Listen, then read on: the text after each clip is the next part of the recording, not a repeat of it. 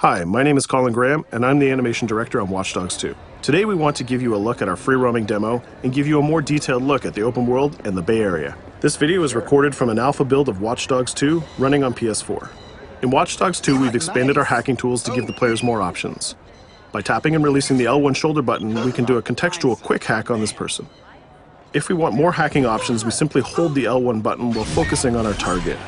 Now we can see that there's 4 contextual hacks available on this car. Using the L1 button in 2 different ways allows the players to have fast access to the most common hacks, but it also opens up additional contextual hacks. This gives the player more hacking options than before. We've also added a Nethack view to the hacking toolkit, which allows you to toggle a digital filter to see the world like a hacker. We can easily pick out hacking opportunities and also pick out strange digital signals and data anomalies that are of interest to us. The orange signal indicates that there's a person whose digital profile has interesting properties for us to investigate.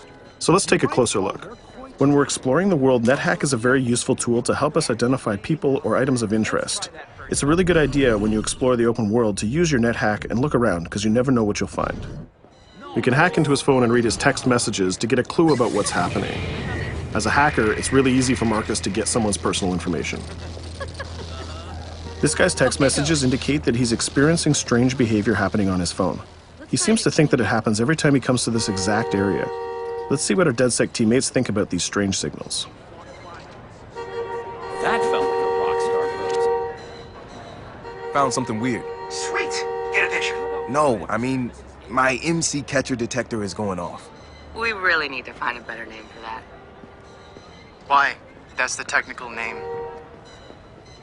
My Stingray sniffer tells me somebody's leeching data off of people's phones below. Looks like the data's going to Coit Tower. See? Weird. Weird indeed. Marcus has detected that there's an illegal Stingray box deployed somewhere around Coit Tower. We now have access to a new DedSec operation, and we can track it with our DedSec app. You can do any operation you want in the order that you want, as long as you've discovered it and it's in your DedSec app. With the Nethack, we can see the Stingray box is deployed all the way on the top of Coit Tower. But since the tower is closed, we're going to have to find another way to reach it. You still have a little on your nose. In Watch Dogs 2, Marcus has some custom-built toys to play with, so we can just deploy our quadcopter and fly it to the top. Coit Tower is an iconic landmark known for its great view. From here, you can see the whole city is accessible. You can visit landmarks like Sutro Tower, you can explore Golden Gate Park, or take a drive across the bridge to Marin. You can sail the bay on a sailboat, or you can visit Alcatraz, or maybe take a selfie with the sea lions on Pier 39.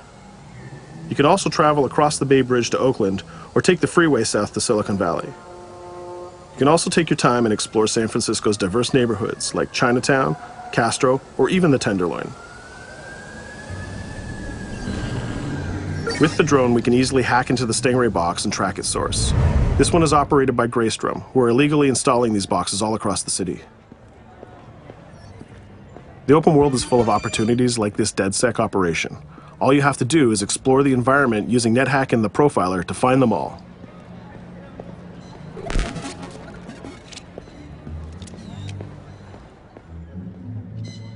There we go. This one has a breadcrumb trail I can follow. Nice. Where's it go? Looks like Greystrom set up a warehouse out by the piers. You wanna bet I can find some shady shit in there? Definitely some shady shit in there. We can open our smartphone and select the DedSec app to track this operation. We use the DedSec app to manage all of our activities in Watch Dogs. We can see the objectives on our map, and it's not very far, so we can drive there pretty quickly. The Noodle Map app can be used to locate different landmarks and areas of interest. The entire Bay Area is yours to explore from the very beginning of the game, so you don't need to unlock anything. There's also a shop on Pier 39 where we can customize Marcus's outfit, and there's some other open world activities we can check out along the way too. Let's take this car and head down to the waterfront. Cars are particularly vulnerable to a hacker like Marcus, and you can acquire a skill that allows you to simply unlock any car in the game with your phone. One of the biggest feedbacks we got from the fans after the first Watch Dogs game was about the driving. We've significantly improved the driving to make it more responsive and accessible to a wider number of players. Driving was reworked extensively with a team of experts from Ubisoft Reflections. This is a particularly important improvement because San Francisco is known for its steep hills and its tight winding streets. Of course, driving and hacking go hand in hand, and you can still hack steam pipes, traffic lights, and you can also hack individual vehicles. As you can see, it's much easier to drive through the city in Watch Dogs 2. Let's pull up here at iconic Pier 39 and take a quick look around.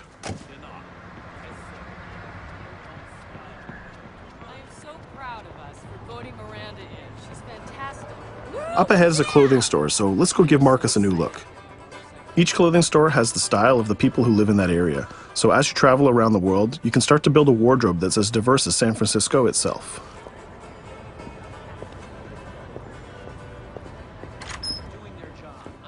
There are over 700 unique items of clothing that Marcus can purchase to wear, with over 1 billion possible combinations. We can go into the fitting room menu and browse a selection of items found in the store. Let's start by switching up Marcus's jacket. Each item of clothing in the shop is handcrafted to fit Marcus's overall look. You can mix and match any pieces of clothing you want. You can change your hat, glasses, face mask, bag, shirt, pants, and shoes. There's some nice normcore hoodies in here, but I think we should go with the shirt with the giant skull on it. Let's take a look at what we got for shoes. Since people who come to Pier 39 are often tourists, we have styles of shoes that they would buy. We can go with these comfortable gator shoes or maybe some open-toe sandals. Or if you really want to make a statement, you can buy the awkward socks and sandals combo.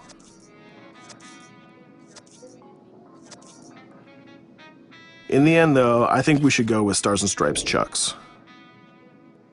We could really stay here all day trying on clothes, and each store has a wide variety of clothing options, so you can really make Marcus look the way you want. From biker leather to hip-hop, from pinstripe suits to tie-dye tank tops, you can really craft the look that's unique to you. In Watch Dogs 2, you manage your activities from your smartphone. There's an app shop, a media player, the DedSec app, and a research app that allows you to develop new skills. Let's take a look in the app shop to find the ScoutX app. San Francisco is full of iconic landmarks, so as you explore the world, you'll find new ScoutX objectives in the app. Once we've installed it, we can find nearby landmarks and go check them out. When you visit San Francisco, there's so many great landmarks to visit. The ScoutX app will be like your tour guide in Watch Dogs 2. We're right near the crab statue on Pier 39, so let's go to that one right now.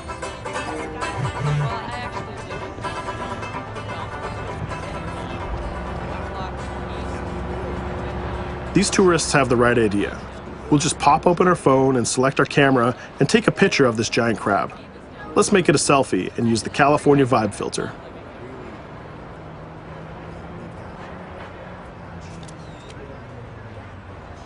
What's that? Uploading the photos to the ScoutX app will give you more followers, and you'll need those followers to progress through the game. So we had a look around and we bought some new clothes, but let's get back on track and head to that next pier, and we'll take care of that stolen data at the Greystrom site.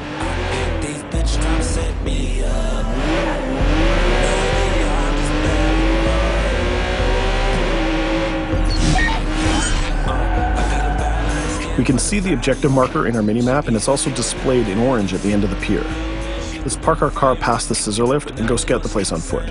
Operations in Watch Dogs 2 are almost always a free approach, so you can go after the objective from any direction. Let's start by getting into cover and scouting our enemies and see if we can spot the objective. From there we can make a plan of attack. We can launch our drone and scout the area.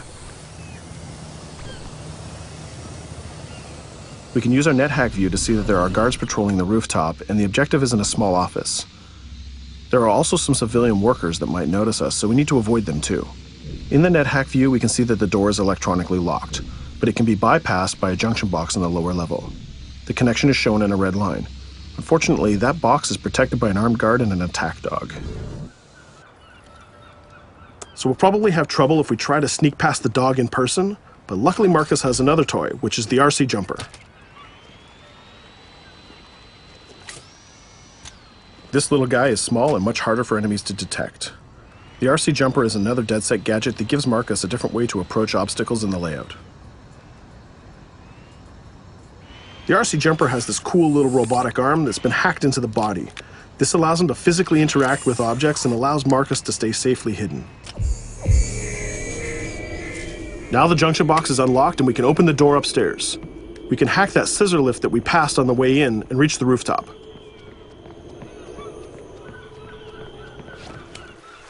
By By hacking into the OS of the scissor lift, Marcus can take remote control of it. Not only can you raise it up and down, but you can actually drive it around anywhere you want in the world. This level of control gives players total freedom when dreaming up an approach to a mission. Our first challenge is to get past the guard in front of us. So let's hack into the security camera and see how he might be vulnerable.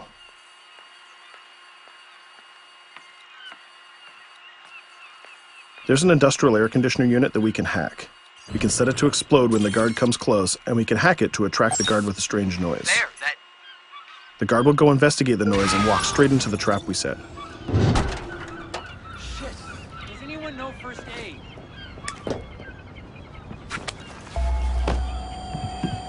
And just like that, we've taken out the guard, created a distraction, and slipped into the compound.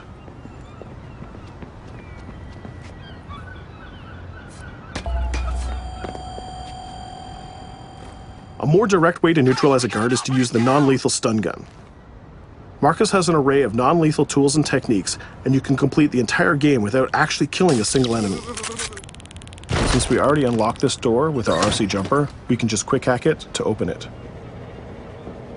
Now we're in the room, we just need to install one of our custom DedSec boxes into this Bloom terminal, and we've completed our final objective. All that's left to do now is escape undetected. Each operation we undertake will give us more followers. And more followers will allow you to take on even bigger operations. So let's get off this pier and explore a little bit more.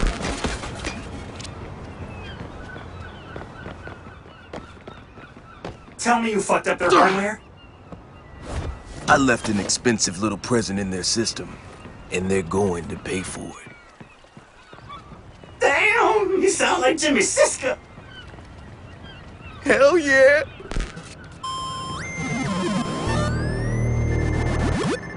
Up ahead, we'll notice there's another player hanging about. He's easy to spot because of the purple icon and the gamer tag over his head.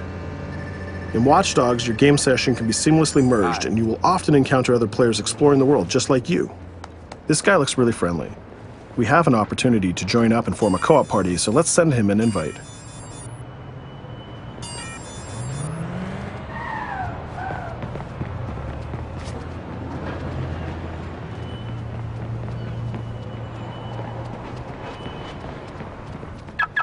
Now that we're joined in a session, we can complete co-op missions together and take on even bigger and tougher targets. 2 hackers are better than 1.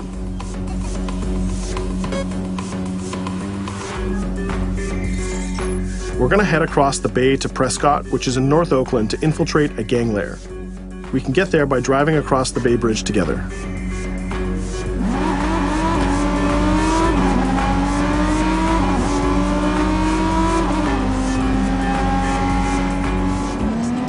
Alright, we can see that we're in a much different neighborhood than before. This is Prescott, a subdistrict of North Oakland, and the location of our next co-op operation. With our partner, we can go together and activate this mission.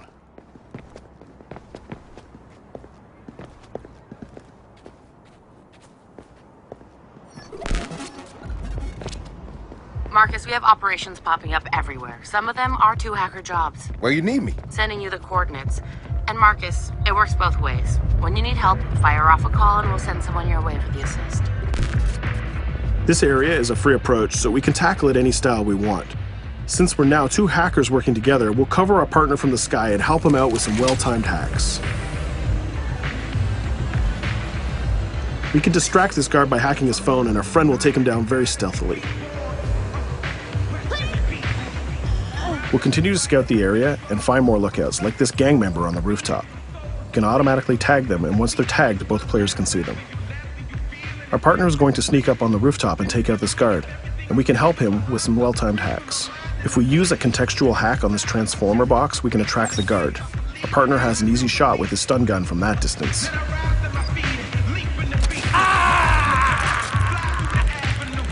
Using the Nethack view again, we can see that there's a lockbox connected by red connection lines to a room on the other side of the compound. Inside this room, we see our 2 targets meeting up, and it's a perfect place to take them down simultaneously. We need to get that box unlocked and get into that room. As we continue to scout this area, we can see this compound has a lot more guards than the last one, and they look very heavily armed. We'll need to take care of these guards if we get detected. There's also a car parked in the garage, so we might need that to escape later. Let's go back to our friend and get him to disable that junction box so we can unlock the door to our target. The drone has a lot of flexibility and it's small and hard to detect, but the trade-off is that you can't physically interact with objects like this junction box. But it's not a problem for our man on the ground to do that for us. The signal lines have changed from red to blue, so now we know that we can open the doors and get to our targets. Scouting phase is done, so let's get up on that rooftop with our partner and get close enough to neutralize these enemies. We can hack these junction boxes and set a proximity trigger on them. They'll explode if an enemy passes through them, but they won't be triggered if we pass through them ourselves. We can also deploy electroshock mines from our inventory, and they're fully hackable too. It's a good idea to leave traps for your enemies in case they try to flank you. Our partner is camped out by the door ready to rush into the room, but we're going to create a distraction first. We'll get into position behind these crates, and this time we'll launch our RC jumper. Once our partner opens the door, we'll zip in and create a distraction.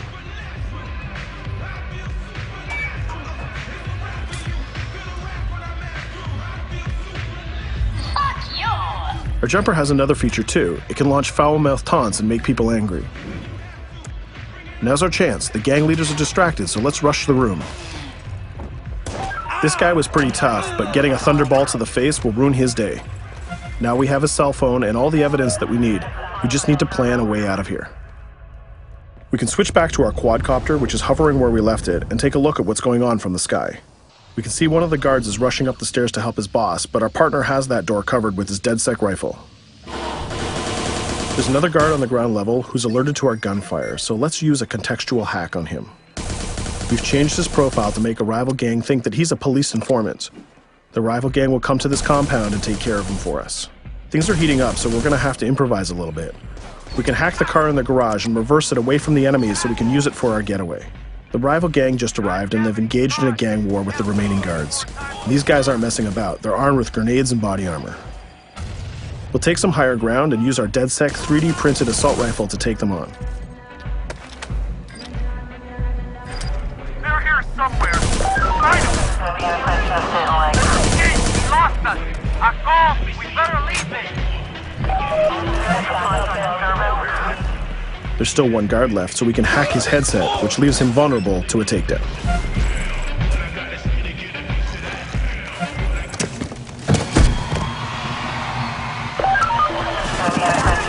Let's take our stolen ride and get out of here before cops show up. And just like that, we're home free. We took down both gang leaders, we got the evidence we needed, and we triggered a gang war, and we escaped without getting killed. That's teamwork. 2 hackers and 1 successful DedSec operation. Let's take a minute to talk about a brand new multiplayer PvP event called Online Bounty. When the player commits a crime, the police will respond and pursue the player until he can escape from the police. We call that the felony system. While you're in the felony, a bounty event can occur. A bounty event allows up to 3 other online players to join the pursuit and try to kill the player for as long as the felony lasts. As the target player of the bounty, your objective is to evade the felony and the pursuing players. Rewards are given for neutralizing the hunters. And the objective of the hunters is to neutralize the target player. Bounty is a seamless PvP event that's triggered by your player style and how you interact with the police. If you are the type of player who's always in conflict with police, you'll have a higher chance of having a bounty placed on you. But if you can neutralize the hunters, you'll get additional rewards. I hope you've enjoyed our walkthrough of the open world of Watch Dogs 2, and I hope to see you online November 15th. Available November 15, 2016. Pre-order and get the bonus Zodiac Killer mission and outfit.